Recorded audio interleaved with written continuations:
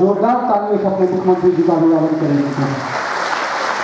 तालियां इतनी बढ़नी चाहिए कि लगे कि बिहार के मुख्यमंत्री जी का अभिवादन हो रहा है।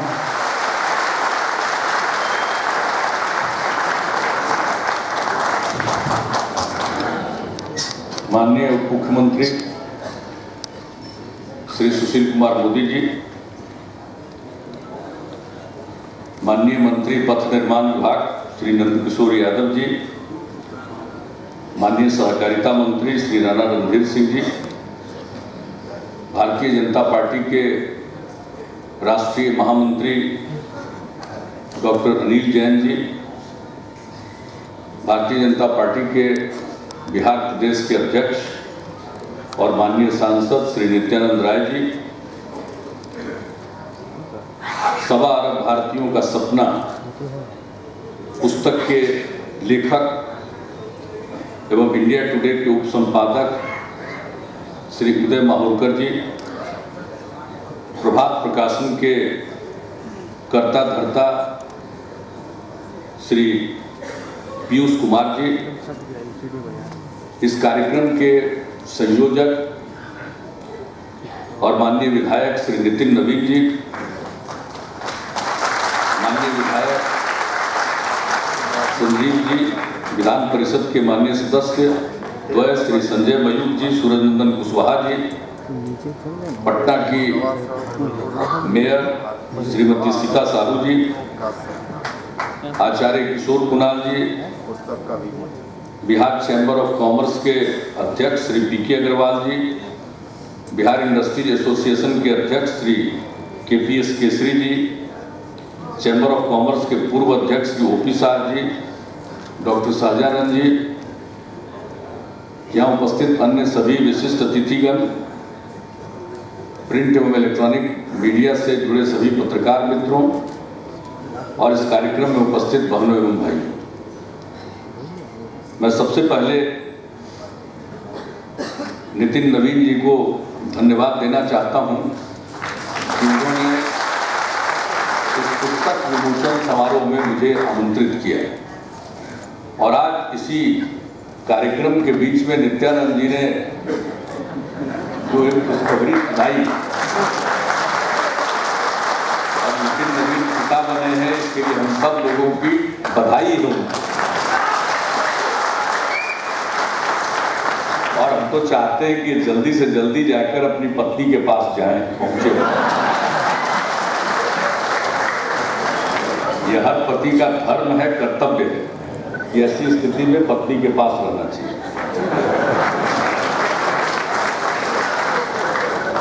और मैं स्वागत करता हूं उदय माहुरकर जी का। इनसे अचानक अभी यहाँ मुलाकात हुई, इनसे हमारी मुलाकात होती रही, पहले कई बार मिलते रहे।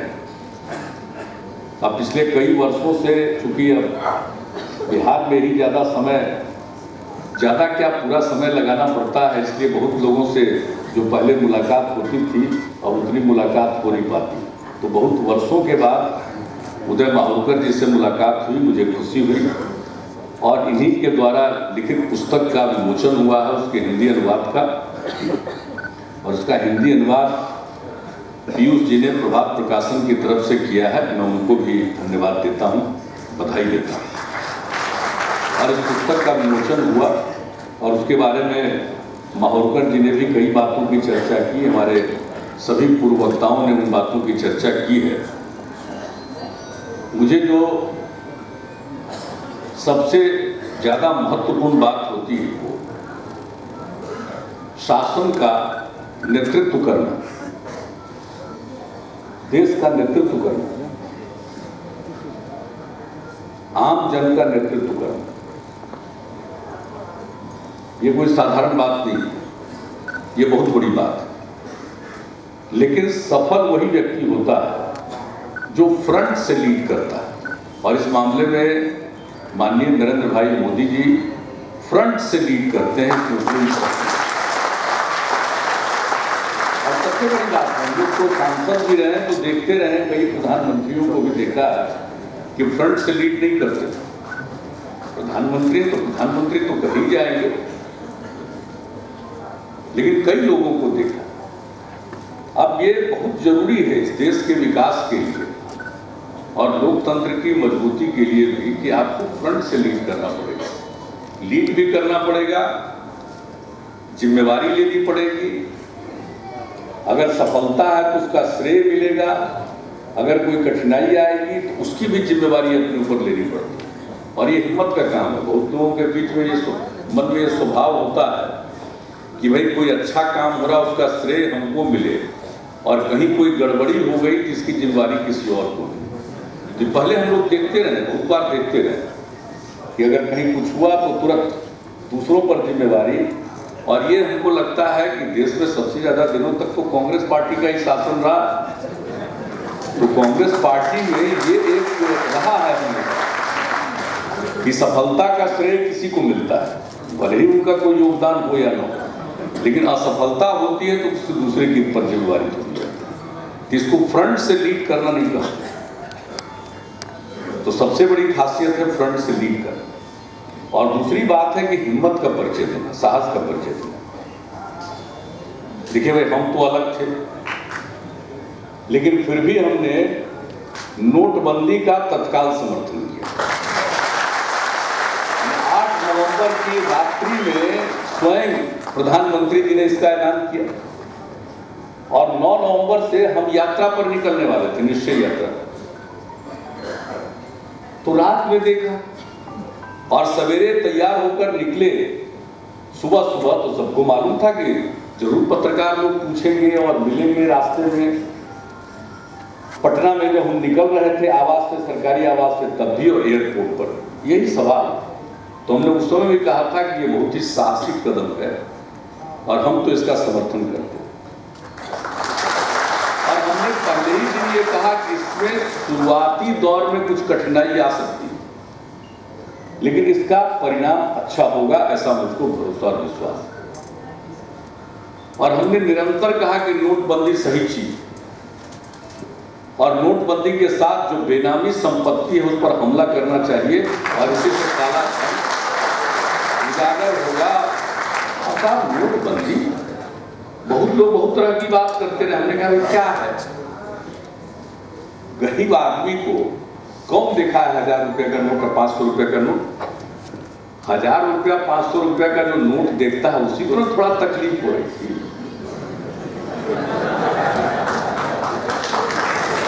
देश की आबादी का 80-90% हिस्सा ऐसा है जो 1000 रुपया 500 रुपये का नोट तो देखता ही नहीं, उसकी वो हैसियत नहीं, उसकी वो आर्थिक स्थिति नहीं है। लेकिन फिर भी बहुत लोग कहने लगे कि गरीबों के खिलाफ है, तो क्या है क्या है। हमको लगा पता नहीं गरीब की परिभाषा बदल ली है तो क्या।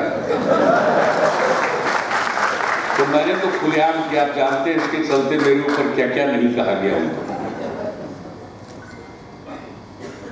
अब जीएसटी की बात है। अब साहब हम लोग तो सब साथ थे, सुशील मोदी जी, हम सब लोग साथी थे और उस समय तो यूपीए की सरकार थी। भाई हम लोगों ने तो कहा कि जीएसटी का समर्थन करेंगे। सुशील जी को वो जो कमेटी बनी थी वित्त मंत्रियों की, उसका अध्यक्ष बनना, हमने कहा कि भाई ये बिहार के गौरव की बात है, बनना, हर हालत में बनना। और उसमें देश में थोड़ा मतभेद था, तो हम लोग तो शुरू से जीएसटी के पक्ष में रहे। और जब जीएसटी लागू होगा, गुड्स एंड सर्विसेज टैक्स, ये नई चीज है,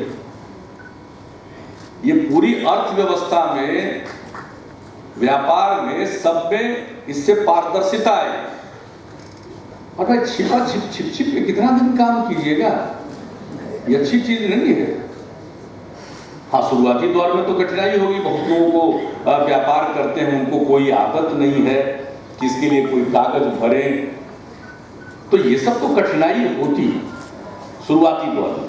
लेकिन धीरे धीरे उसका अभ्यास हो जाएगा तो कुछ समय के बाद तो लोगों को फिर बहुत अच्छा लगेगा कि किसी भी काम के लिए उनको किसी दफ्तर का चक्कर नहीं लगाना पड़ेगा। आज क्या व्यापारियों को चक्कर नहीं लगाना पड़ता, कई तरह से कितनी जगहों पर जाकर सेल्स टैक्स और कहां नहीं चक्कर लगाते रहे। लेकिन जब जीएसटी के लागू हो जाने के बाद किसी व्यापारी को कहीं चक्कर लगाने की तो जरूरत नहीं पड़ेगी। सब कुछ ऑनलाइन सुविधा रहेगी, आप सब कुछ करिए। और किसी भी क्षेत्र में अगर पारदर्शिता आती है तो ये अच्छी बात है। हम सब लोगों को मालूम है कि शुरू में जब व्यवस्था में परिवर्तन आता है, जो भी काम करने के तौर तरीके में कोई बदलाव आता है, तो शुरुआती दौर में थोड़ी कठिनाई होती है और इस कठिनाई को तो झेलना ही पड़ता है, इस कठिनाई से गुजरना पड़ता है। लेकिन सबसे बड़ी बात है कि शुरुआती दौर में कुछ कठिनाई जरूर होगी, लेकिन इसके बाद तो इसका असर बहुत अच्छा होगा, सबके लिए अच्छा है। अब चेक पोस्ट बनाने की जरूरत, बनाए रखने की जरूरत नहीं पड़ेगी। हर चीज कहां क्या जा रहा है, अब आप सोच लीजिए कि कौन माल कहां से निकला, कहां जा रहा है, इसका कोई अता पता नहीं रहता था। अब कोई माल कहां से निकला, कहां जा रहा है, इसकी जानकारी रहेगी तो इसमें क्या बुराई है? ये तो और अच्छी बात है। और सबसे बड़ी बात है कि सरकार को अगर टैक्स नहीं मिलेगा तो फिर समाज कल्याण का काम कैसे होगा, विकास का काम कैसे होगा? अगर सरकार के पास आमदनी नहीं होगी, और टैक्स से ही आमदनी होती है, तो जो भी टैक्स है, लोग अपना टैक्स समय दिया करेंगे तो उससे तो सरकार की भी आमदनी बढ़ेगी और अंततोगत्वा सरकार की जो आमदनी है सरकारी कर्मियों की और जो कुछ भी उनके खर्च के अलावे ज्यादातर पैसा तो विकास के काम में लगता है।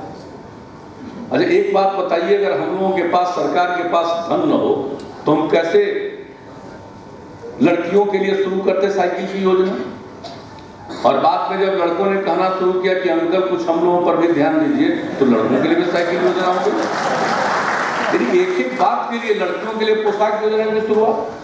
आखिर सरकार के पास खजाने में धन नहीं होगा तो कैसे काम होगा? अभी आप बताइए, इतनी बड़ी आपदा आ जाती है, बिहार तो एक ऐसी जगह पर अवस्थित है, लैंडलॉक्ड स्टेट है, बाढ़ और सुखाड़ दोनों का सामना लगभग हर वर्ष करना पड़ता है। और इस बार कैसी बाढ़ आई,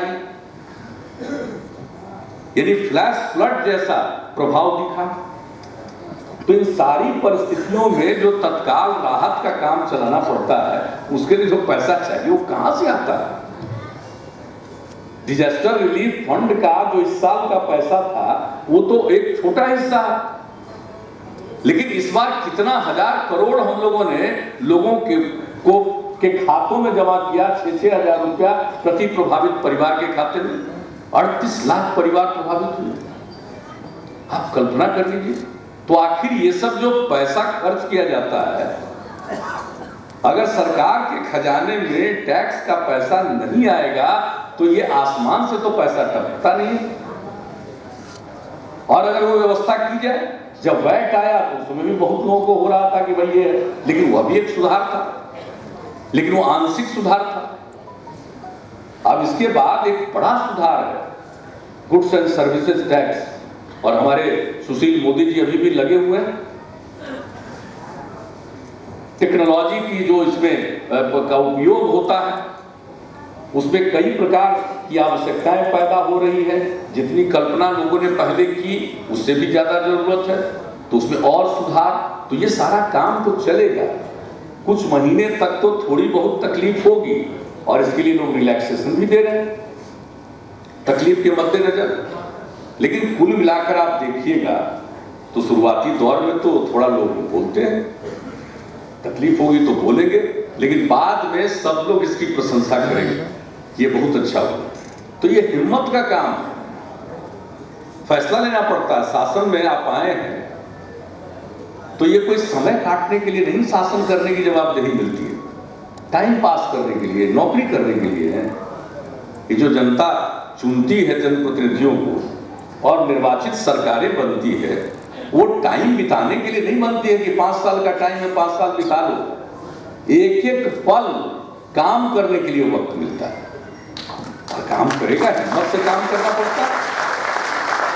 बहुत सारे काम आप करिएगा जो बहुत लोकप्रिय हो जाता है, बहुत सारे काम करिएगा जिसको करने में बहुत लोगों को इस पर एतराज होता है, तो ये तो होगा।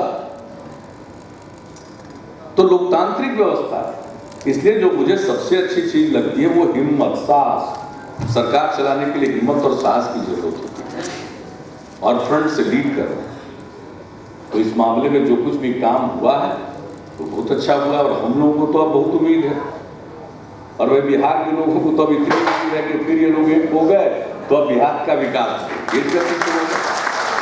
अब शुरू भी हो गया काम, ऐसा नहीं है कि काम नहीं शुरू हो गया। बहुत सारे स्कीम जो पेंडिंग पड़े हुए थे उसको स्वीकृति मिल गई, काम हो रहा।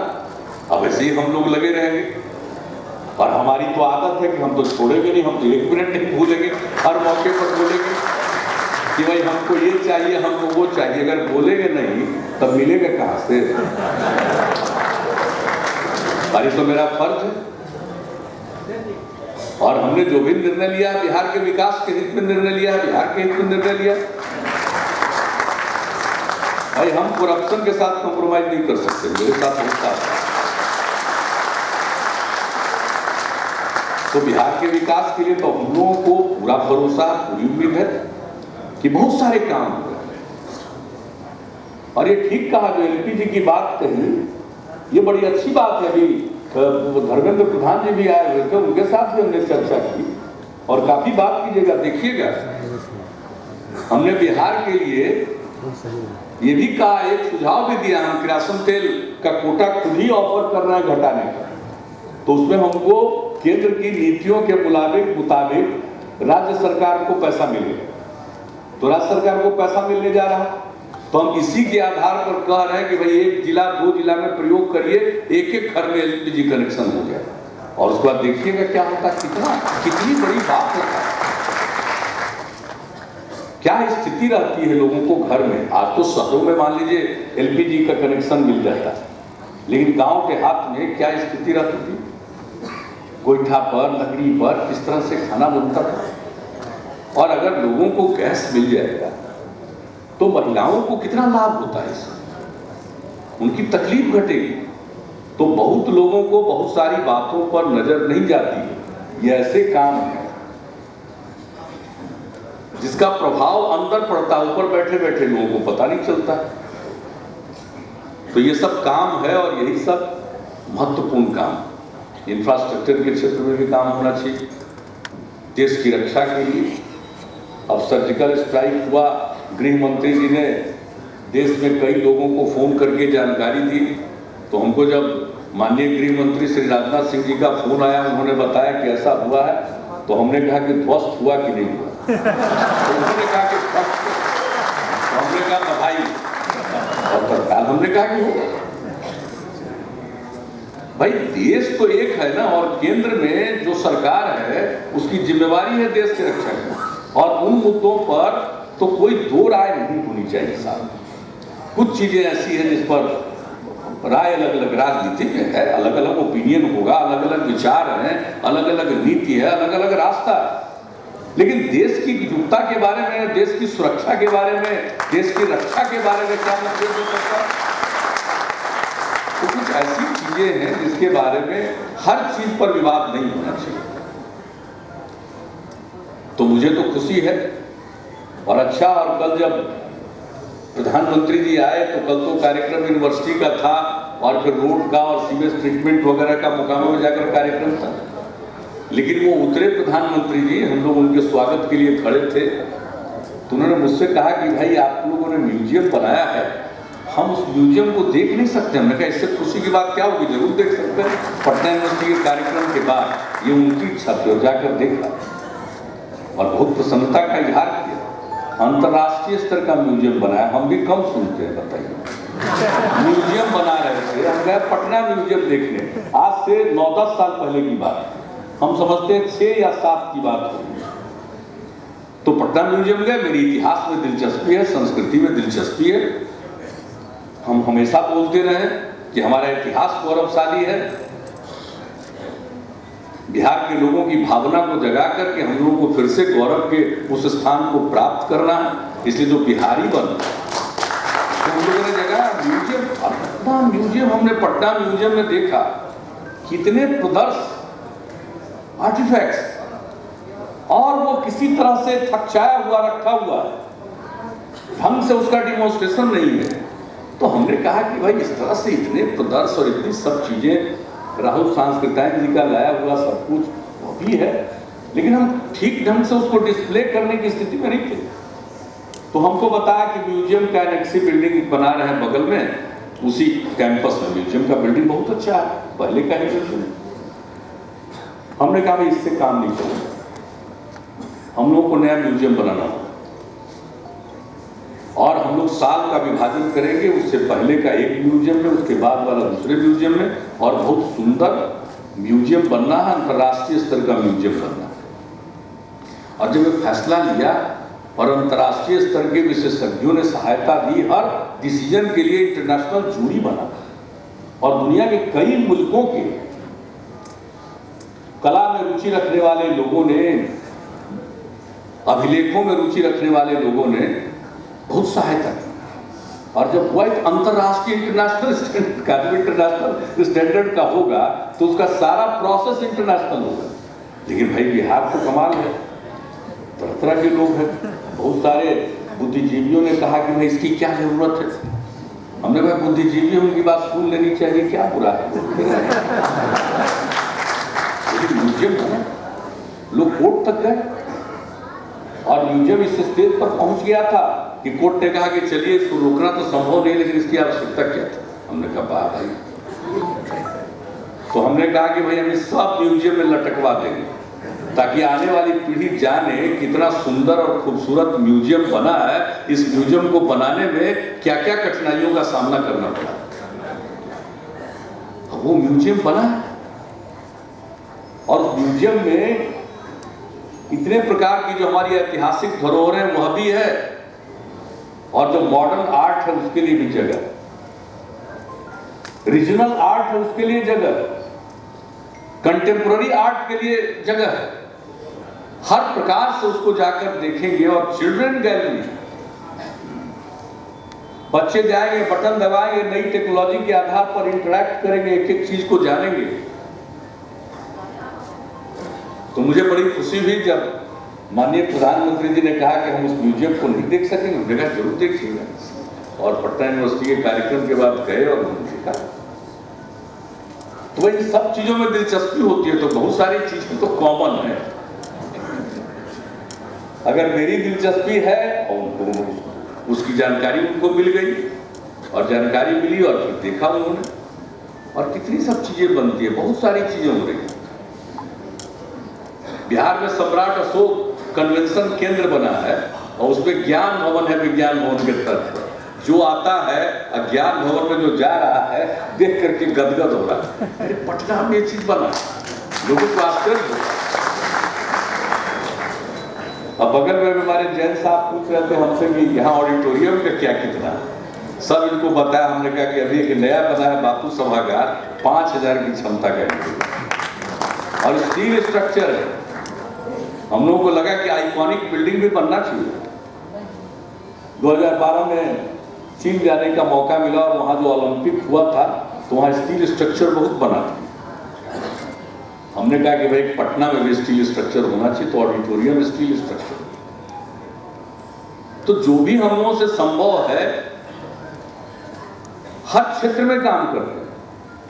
सड़क का क्षेत्र है, बहुत लोग आलोचना करते हैं खाली गड्ढे में, सड़क में गड्ढा कि गड्ढा में सड़क है वाली स्थिति लोग बोलते रहते थे। आज जरा देखिए, हम लोगों ने लक्ष्य रखा था कि बिहार के किसी सुदूर इलाके से भी 6 घंटे में पटना पहुंचेंगे। वो लक्ष्य प्राप्त हो गया तो हम लोगों ने कहा कि अब लक्ष्य कर देंगे 5 घंटा। अब सोचिए इसके चलते कितनी सड़कों का चौड़ीकरण, नए सड़कों का निर्माण, पुलों का निर्माण, यह सब होना, चाहे इंफ्रास्ट्रक्चर का क्षेत्र हो, बिजली का क्षेत्र हो, स्वास्थ्य शिक्षा के क्षेत्र हो, कला संस्कृति का क्षेत्र हो, हर क्षेत्र में हम लोगों ने काम करने की कोशिश की है। और मुझे खुशी है कि अब लोगों की उम्मीद और ज्यादा बढ़ गई।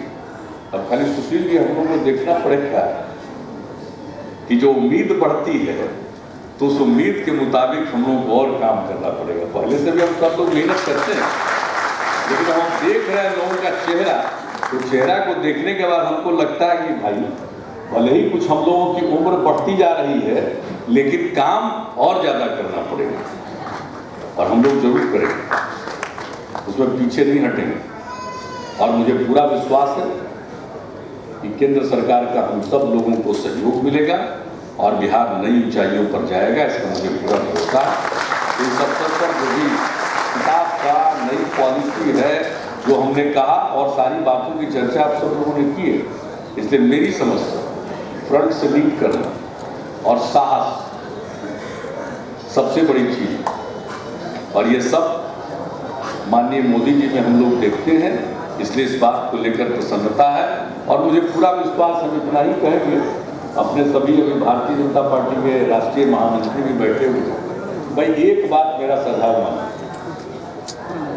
ये जो हिम्मत है ना, इसमें बीच में जरा भी इधर उधर नहीं करना चाहिए, हिम्मत से काम लीजिए। देखिए अल्टीमेटली हिम्मत से काम लेने वाले को ही कामयाबी मिलती है। बीच में तो बहुत तरह की बात चलते ही रहती है, उसको क्या कीजिएगा। आजकल चल रहा है, लग रहा है कि आप लोग कुछ घबरा गए, कि आप कोर्ट कर रहे थे, विकास पागल हो गया, क्या कीजिएगा, सब तरह का लोग रहता है। आप जानते हैं, जनता से पूछिएगा तो सब कोई नहीं कहेगा कि हम लोगों में काम के प्रति कमिटमेंट की कोई कमी है, एक आदमी नहीं बोलेगा। जो विरोधी है वो अभी नहीं कहेगा कि इसको काम करने की इच्छा नहीं रहती, सब बोलेगा, लेकिन फिर भी देखते क्या क्या नहीं बोलता रहता। अब आज ही के बाद कल पता नहीं क्या क्या छपे गए, कोई आज से सब दिन से झेले और झेलते रहेंगे, वो एक पहलू है, झेलते रहेंगे,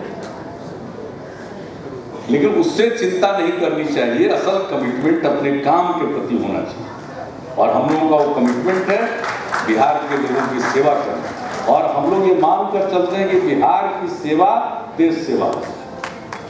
अब जो राज्य पीछे है उसको अगर हम लोग मुख्य धारा में लाकर और आगे बढ़ा देंगे तो इससे बड़ी देश की सेवा क्या होगी। हमारी आबादी देश की कुल आबादी का 8% से भी ज्यादा है, लेकिन जो जीडीपी है उसमें कंट्रीब्यूशन हमारा 3% के आसपास, अभी थोड़ा 3% से बढ़ा है, पहले तो बहुत कम था। ये हम लोगों के मेहनत का ही नतीजा है कि 3% के आगे। तो भाई हम लोगों का संकल्प है कि हमारी जितनी आबादी है, आबादी का जितना प्रतिशत बिहार में है, कम से कम जीडीपी में उतना प्रतिशत हम योगदान करेंगे। और जिस दिन बिहार जैसा राज्य उतना प्रतिशत योगदान करेगा तो देश की प्रगति की रफ्तार तो तेज हो जाएगी। इसलिए बिहार की खिदमत देश की खिदमत, और हम लोग अपने आप को केंद्रित रखते हैं सब चीजों, सबकी बात सुनते रहते हैं। आप सरकार चलाइएगा तो बहुत लोगों की बात तो सुनना पड़ेगा, उसमें जब अगर दम दिखता है तो हम तत्काल कार्रवाई भी करते हैं, लेकिन सुनना तो पड़ेगा, सुनना तो पड़ता है। क्योंकि अगर गौर से कभी बात आप सुन लीजिए तो आधा सेटिस्फैक्शन लोगों को हो जाता है कि नहीं मेरी बात सुन लीजिए, और जो करने लायक होगा उसको कीजिए, नहीं करने लायक होगा वो आप नहीं कर सकते हैं, लेकिन सुनिए जरूर। और हम अपने सभी साथियों को और सरकार के अधिकारियों को यही कहते हैं कि भाई कोई कहता है उसकी बात सुनिए जरूर। कौन जानता है कि किसने कोई बात कही और कितनी बड़ी बात हो जाती है। आप बताइए, हम महिलाओं के एक सम्मेलन में 2015 में बोल कर बैठे थे और पीछे से कुछ महिलाओं ने कहा कि शराब बंद कर दीजिए। हमने कहा फिर आएंगे तो बंद कर देंगे, खिला नहीं। ये कितना साहसिक काम है। देखिए बिहार जैसे साधन की कमी वाले राज्य में हमारा 15-16 वित्तीय वर्ष में 5,000 करोड़ के रुपए की आमदनी थी, लेकिन हम लोगों ने इसकी परवाह नहीं की, शराबबंदी लागू की। सरकार के खजाने में अगर 5,000 करोड़ कमी होगी, लेकिन लोगों के पॉकेट का 10,000 करोड़ रुपया से भी ज्यादा पैसा बचा, आज वो अच्छे काम में खर्च कर रहे हैं। अल्टीमेटली क्या होगा? अल्टीमेटली तो किसी न किसी प्रकार से टैक्स का पैसा सरकार के खजाने में आएगा। लेकिन जो सबसे बड़ी बात है, लोगों के जीवन स्तर में सुधार। अब 250-300 रुपया भी जो कमा रहा है एक दिन में, आधा से ज्यादा पैसा शराब में गंवा रहा था, उसका पैसा बच गया, उसके परिवार का जीवन बेहतर हो गया, परिवार में शांति है, कितनी बड़ी बात हो। तो अगर महिलाओं ने पीछे से आवाज नहीं लगाई होती तो कहां से अंतिम निर्णय लेते हम लोग। हम तो शुरू से शराबबंदी के पक्षधर थे, लेकिन हिम्मत नहीं होता था, पता नहीं लागू करें, 2 नंबरी लोग इधर उधर करने लगेगा, बहुत तरह की बात। लेकिन पीछे से महिला ने आवाज लगाई और सारा द्वंद मन का मिट गया। तो लोगों को सुनना तो चाहिए, इतनी बड़ी बात हो गई। उसी तरह से लोग संवाद में बैठे थे, एक महिला ने आकर कहा कि शराबबंदी तो बड़ा अच्छा किए हैं, जरा दहेज प्रथा के खिलाफ भी करें। बहुत बड़ी बात बोल रही है। और तब हम लोगों ने निर्णय किया कि बाल विवाह और दहेज प्रथा के खिलाफ सशक्त अभियान चलाएं, और वो अभियान हम लोगों ने शुरू किया। तो अगर सुनते नहीं तो ये सब आइडिया सब समय कहां से आता है? तो ये सुनना बहुत जरूरी है और लोकतंत्र में बहुत जरूरी है। लोगों से सुनिएगा, जानिएगा तो एक से एक चीज निकलती है और उसके आधार पर हम लोग जन भावना का स्वागत और कदर करते हुए जनता के हित में, जनहित में जो कुछ भी वो निर्णय लेते हैं। और हम समझते हैं कि केंद्र और राज्य आज एक मानसिकता के साथ काम करने वाली स्थिति में है, इसलिए मुझको तो लगता है कि जरूर होगा। और हमको आप सब लोग बैठे हुए एक बात कहेंगे, देखिए हम लोग विकास का कोई काम छोड़ेंगे नहीं, सब होगा, एक एक काम होगा, लेकिन साथ साथ हम आग्रह करेंगे कि बिना सामाजिक कुरीतियों से छुट्टी पाए कोई विकास का मायने नहीं।